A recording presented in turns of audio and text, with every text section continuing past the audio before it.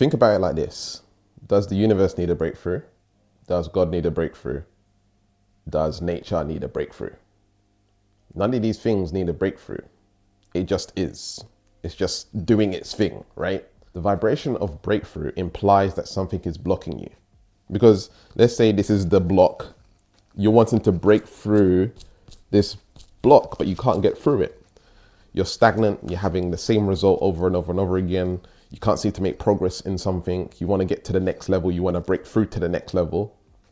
So that energy of believing and thinking and emotionalizing and focusing on breakthrough actually implies that something is blocking you. And if you're implying and vibrationally resonating that something's blocking me, you're manifesting something's blocking me. And so if you continue staying on the cycle of something's blocking me, you'll always continue seeing things blocking you. For me, I don't want a breakthrough. I don't need a breakthrough. Things just are the way that they are.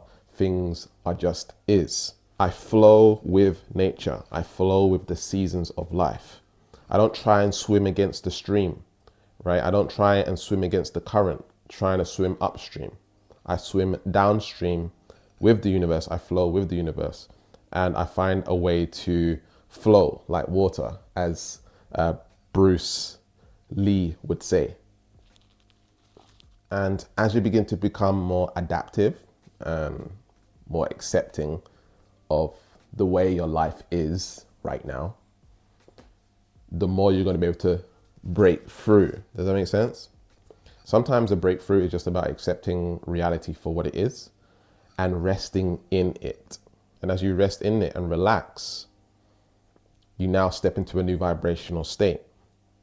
Once you step into that state of relaxed, you're manifesting more relaxed and you're manifesting the reality that you want. I always say that success is a relaxed state. It's a relaxed state of being. Success is a relaxed state. So if you're tensed, if you're trying to break through, if you're trying to push, if you're trying to hustle, this is the vibration of the ego. Now, chances are you're here right now because you're more spiritual than ego-based. And one of the spiritual paths or spiritual journeys that a lot of people go through is recognizing what's ego and recognizing what's heart. And the transition from the mind to the heart can be a very challenging process if you don't have systems in place to do that. But ultimately, the goal is to become more heart-based while still using your logic. We still need the masculine. We still need the logic. We still need the practical. We still need the ego. But for a lot of people, we need to learn how to be in the feminine more. If we look at our external reality, we can see that the feminine has been depressed, or the woman has been suppressed and pushed down. And what we need to acknowledge is that it's XY chromosome, right? It's not YX chromosome, it's XY chromosome, XX chromosome, right? Meaning the woman comes first, or the feminine always comes first. Everyone comes from a woman. Everyone is born through a woman. The woman comes first, or the feminine comes first. So I say all of that to say this: your heart comes first. However, guess what? In our reality, we've been taught we need to put that second, right? We need to put our heart second because we need to focus on money. We need to focus on a career that makes money, right? So we can survive. We have to be logical in that way. And for a lot of people, they're on their journey and they go find a career, they'll go find something that they may kind of like doing or maybe even hate doing, and you're in a job that you don't like. And then as you go through your spiritual awakening, you have your awakening experience. You're like, I need to do something that I'm more passionate about. I need to do something that's more heart-based. I need to do something that's more spiritual. I need to do something that's more in tune with me. And that journey of going from career, corporate world, having accountability, having a boss over your shoulder, to running your own business and helping people and starting something for yourself and being passionate about something, doing something that you're passionate about, is a challenging transition. So I want to tell you a little bit about my experience with that journey, because it was real challenging. Because I actually ended up, I was working a 9 to 5 job at IKEA as a forklift driver, and then I didn't like it there. There was some racism that happened to me, and there was, a lot of crazy stuff that happened. Nothing bad to IKEA, by the way. IKEA is an amazing company to work for. Just want to make that note. Very good company to work for. It was just the people that were in the roles. There was someone specifically who was being racist towards me, and he was a very high level manager. Just want to put that aside, right? So I was working there, and at that time I was trying to start a business. And there was just things that happening in IKEA, over and over and over again. And I felt like I'm going to leave. I'm going to quit. I was younger at the time, right? And I was like a little bit more, I was immature, and I just left. I left the job. And the reason why I say I was immature is because I could have found another job before quitting. And so what I did is I quit my job at IKEA, and I went to pursue my online business, thinking that, it's going to become so successful. I'm going to be successful. I'm going to spend all my time on it, etc., etc. Lo and behold, I got into massive amounts of debt, and I didn't make it, right? I didn't make it by doing it that way. So what I had to do is get another job, because number one, I needed to get out of debt. Number two, I needed to pay for my living, right? My living and stuff. So, I got another job working for Sainsbury's, which is like a Costco or I don't know what you call it now in America. It's basically a grocery store, big grocery store, right? And I was working in the warehouse. So I was like, doing forklift driving. I was picking stock and putting it in the back of the lorry or the truck, right? And doing stuff like that, all right? Now, in that job, I stayed there for 2 years, and towards the end, that job didn't really accept part-time people. I was working for an agency. They didn't accept part-time, and I basically wrote a letter to the head boss or whatever, and I said, hey, I got a business that I'm doing, and I really want it to be successful, and I really love this job. I really appreciate it. Would you allow me to go part-time? And guess what? I manifested going part-time, and I was the only one in the company that ever, was able to go part-time, which was very interesting, right? So, some people just don't want to take the steps to manifest in the reality that they want. I just created faith within myself, the emotion of they're going to accept it, right? They're going to allow me to do it. And as I stepped into that, I wrote the letter and I sent it to them, and I was able to go part-time. Now, at this time, I was making money in my business. Right? I was already making money in my business, and I knew if I go part-time, I would have more time to spend on my business. So I was working Friday, Saturday, Sunday. I was working Friday 8 hours, Saturday 10 hours, Sunday 10 hours. So I was getting 28-hour work week, which was pretty decent. And with taxes and stuff, kind of worked out to be the same amount of money, actually. So it was pretty decent. So I was working 3 days a week, and then I had 4 days a week to work and focus on my business. Guess what happened? I started making more money in my business than I did at my job, and then I eventually quit my job. And didn't end there, right? So you think, well, now he's living his passion. No, I was actually doing something which was focused around money, right? So I went from ego to ego. I wasn't following my heart. I was following something that would make money, and I made a lot of it. I was able to travel all over the world. I was able to help a lot of other people make large sums of money, helping people make 6 and 7 figure incomes in their businesses. And I transformed a lot of people's lives doing what I was doing. So in my head, I'm helping people, I'm transforming people's lives, I'm making money. Everything should be great, right? I'm traveling the world, I'm having fun, I'm free. I don't need to work. I don't need to, report to a boss or anything like this. So you should be happy, right? No, at the time I was in a narcissistic relationship. At the time, I was very badly ill. At the time, I didn't have a sense of emotion. I was very emotionally numb. There was a lot of things that I was going through at the time, and I was chasing the cash. I was chasing the money. And the universe just kept on beating me up with all these different situations and circumstances.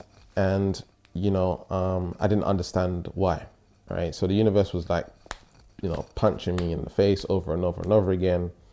And, I didn't know what was going on.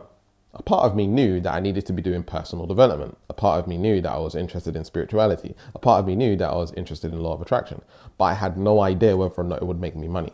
So that was, scary to jump into that and change my whole career. So yeah, it was a difficult time, and being ill, not having enough energy to do the work and whatever and whatnot. During that time, I got ripped off for over $50,000, crazy stuff. Eventually, I had broken up with that relationship that I was in. And from there, I hired a coach. I lost all my money. I spent my last £1,000 on hiring a coach. I hired that coach. He helped me align myself with my passion work and the things that I really wanted to do. And I done that, and I had made my money back. I think it was 2-3 weeks. I made my money back from what I paid for the coaching and then some. So I had 2 coaching clients or 3 coaching clients. They was paying me monthly. And from there, I started my YouTube channel and grew it, and it got really successful, and I was helping a lot of people, and I was doing something that I was passionate about, something that's heart-based. People assume that when you're following something that's heart-based, or you're going through the transition or whatever it is, it's going to be pretty and rosy and easy and whatever, right? This is not the truth. You'll see spiritual speakers on camera, they're like, hey, yeah, like high energy. And, I was even presenting myself this way, high energy, like everything's okay, nothing to worry about, be positive thinking, yada, yada, yada. But the truth of the matter is, behind the scenes, there's a lot going on for these people, right? They don't tell you, what's going on behind the scenes. They don't tell you what's happening from day to day. They just teach you law of attraction, manifest, da, da, da. But they don't tell you the struggles, the frustrations, the pains that they're going through in order to get to set goal. Like making $1 million, you can manifest it being easy, but sometimes if you're manifesting it being easy, life's going to give you certain set challenges so that you're ready for $1 million, for example. Life always prepares you, and there's always lessons that you can learn. There's always subconscious programs, there's always blocks, there's always resistance, there's always something that's teaching you. The universe is always teaching you something, and it's up to us to go through those lessons and challenges rather than wanting to hop, skip, jump. I don't know if you know what hop, skip, jump is. Triple jump. I used to do triple jump in athletics. But anyway, sometimes we want to just hop, skip, jump into success and have this big breakthrough, a windfall of money, a windfall of, success, a windfall of happiness, a windfall of finding the right partner or whatever, right? They just want it to happen. But really, one of the things that I learned is you don't want to ask life to be easy. You want to ask for the strength to endure life, okay? Because life has yin and yang. There's always going to be positive and negative. And so for me, through that mantra of give me the strength to endure life, it helped me find this sense of inner peace and equanimity or stillness, or what they call samadhi, right? Where I've balanced the yin and yang within myself. So I accept completely negative stuff in the world and within myself, right? And I also accept the positive. People easily accept positive, but sometimes they struggle to accept certain positive things. For example, if you're in love and you're in a relationship, sometimes, you're like, wow, is this true? Does this person really love me? Like, do I deserve to be loved, etc., etc.? So sometimes the positive can be turned into something negative. It's the yin and yang of life. And so I've become accepting of both parts of our reality, both the masculine and the feminine, right? Both the masculine and the feminine. Remember, the woman is first. Okay, not to say that women or feminine is negative, but it's on the negative pole. It's the receiver, right? The feminine is the receiving. The masculine is the plus sign, right? It's the positive, right? The negative is creative. The negative is feminine. The negative is spiritual. And so the positive is ego, the positive is practical, the positive is like action orientated. Okay, and we need both in order to create and manifest the reality that we want. So the moral of the story is be more accepting of your current reality, of your current circumstance, of your current feelings, of your current job, your current career, your current relationship. And what I mean by that is you accept it to be in the energy to create change or to create progress, right? When you resist it, you're in the vibration of resistance, or I need a breakthrough, I want to break through to the next level. You are literally implying that there's something blocking you.